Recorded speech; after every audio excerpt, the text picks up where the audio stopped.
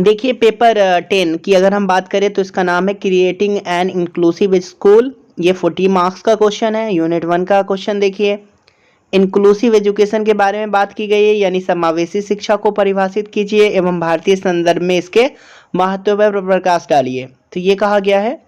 Question number 2 है भारतीय पुनर्वास परिषद यानी कि रिहैबिलिटेशन काउंसिल ऑफ इंडिया, इसके जो काम है उनके बारे में बताना है।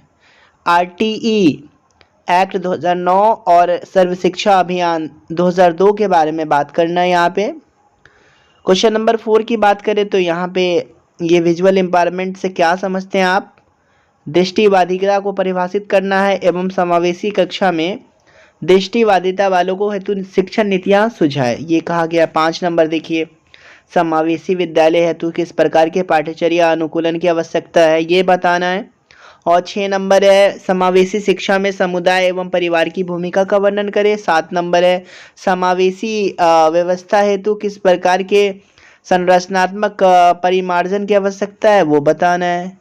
क्वेश्चन नंबर अगर हम 8 की बात कर ले तो इसमें कहा गया है कि विभिन्न योग्यता वाले विद्यार्थियों के शिक्षार्थी सहज परीक्षा हेतु सीबीएसई द्वारा दिए गए विशेष प्रावधानों को विस्तार पूर्वक लिखिए। क्वेश्चन नंबर 9 में आपको संक्षिप्त टिप्पणी लिखनी है सहयोगशील यानी कि कोऑपरेटिव लर्निंग पे, साथी अनुशिक्षण यानी पीयर ट्यूटोरिंग पे, रिफ्लेक्टिंग टीचिंग पे और साथ ही साथ मल्टी सेंसरी टीचिंग के ऊपर आपको शॉर्ट नोट्स लिखने। क्वेश्चन नंबर 10 में समावेशी विद्यालय में विभिन्न सहायक सेवाओं की भूमिकाओं का विस्तार पूर्वक वर्णन करें। देखिए 2018 का क्वेश्चन जो पूछा गया है यहाँ पे देखिए, विशिष्ट शिक्षा से आप क्या समझते हैं, वही स्पेशल एजुकेशन की बात की जा रही है। फिर विशेष आवश्यकता वाले बच्चों की शिक्षा के संदर्भ में विकलांग व्यक्ति अधिनियम 1995 के मुख्य प्रावधानों की चर्चा कीजिए। विशिष्ट बच्चों को शैक्षणिक अवसर प्रदान करने में गैर सरकारी संगठनों की भूमिका का आलोचनात्मक विश्लेषण करना है। मेंटली रिटार्डेड चिल्ड्रन क्या होते हैं, मानसिक मंदता, उसको बताना है।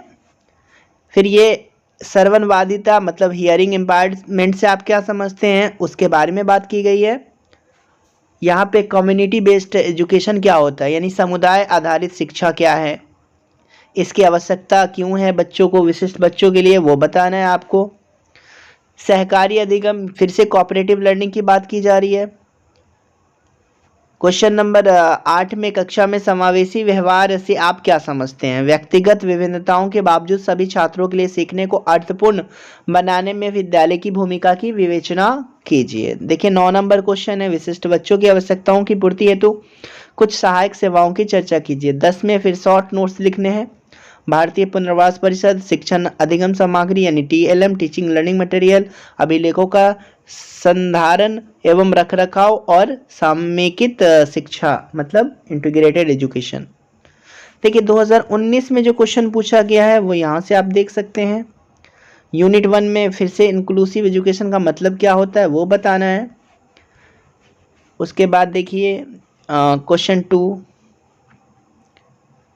फिर रिपीटेड क्वेश्चन है, क्वेश्चन नंबर 3 भी रिपीटेड है। ये फिर आरटीई एक्ट 2009 के बारे में बात की गई है। क्वेश्चन नंबर 4 डाइवर्सिटी से आप क्या समझते हैं, विविधता से आप क्या समझते हैं, विविधता से युक्त बच्चों की पहचान आप किस प्रकार कीजिएगा वो बताना है। क्वेश्चन नंबर 5 देखिए, विशिष्ट आवश्यकता की व्याख्या करना है, स्पेशल नीड। दृष्टिबाधिता मतलब विजुअल एम्पावरमेंट की बात की जा रही है यहाँ पर।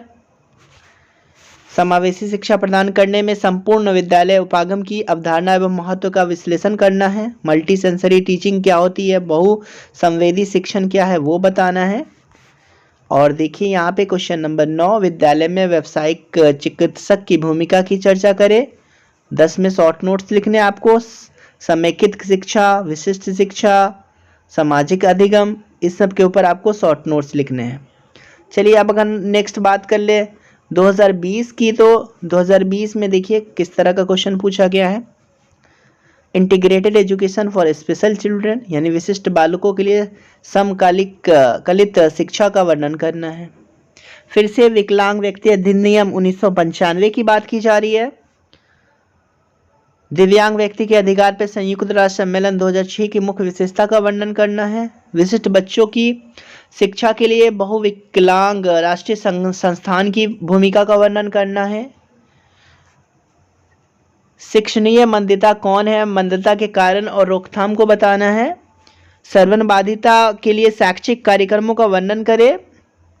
ये देखिए 7 नंबर क्वेश्चन। फिर ये 8 नंबर, 9 नंबर, बहुनिर्योग्यता वाले बच्चों के लिए पाठ्यचर्या में अनुकूलनों की चर्चा करें। और 10 नंबर में एक शिक्षक के रूप में विद्यालय को समावेशी बनाने के लिए आप किन उपायों को सुझाव देंगे, तो ये बताना है किन उपायों का सुझाव देंगे। देखिए 2021 में जो क्वेश्चन पूछा गया है, पहला क्वेश्चन है concept, meaning and need of inclusive education. अवधारणा, अर्थ एवं आवश्यकताएं क्या है समावेशी शिक्षा की, वो बताना है। राष्ट्रीय शिक्षा नीति 1968 में वर्णित विशिष्ट बालकों की शिक्षा को उल्लेखित करें। क्वेश्चन नंबर 3 दिया गया है, विशिष्ट आवश्यकता वाले बालकों की शिक्षा के लिए शैक्षणिक संस्थानों के विशिष्ट कार्यों की विवेचना करें। देखिए 4 नंबर, दृष्टि बाधिताओं के लिए शैक्षिक कार्यक्रमों की चर्चा करें। 5 नंबर में ऑर्थोपेडिक बाध्यता से आप क्या समझते हैं। क्वेश्चन नंबर 6 कहा जा रहा है समावेशी शिक्षा में परिवार एवं समाज के कार्य एवं दायित्वों की चर्चा करनी है। 7 नंबर में एक समावेशी कक्षा कक्ष में विभिन्न शिक्षण अधिगम सामग्री की व्याख्या करनी है, TLM। और 8 नंबर में एक समावेशी कक्षा कक्ष में विभिन्न गतिविधि आधारित शिक्षण की व्याख्या करनी है। 9 नंबर कहा जा रहा है कि एक समावेशी विद्यालय के शिक्षक के रूप में आप शिक्षार्थी अनुकूल मूल्यांकन पद्धति हेतु किन उपायों का सुझाव देंगे, वो बताना है आपको। और क्वेश्चन नंबर 10 में नोट्स लिखना है। फिजियोथेरेपिस्ट, व्यावसायिक चिकित्सक और परामर्शदाता, इनके ऊपर शॉर्ट नोट्स लिखने किसी पे भी।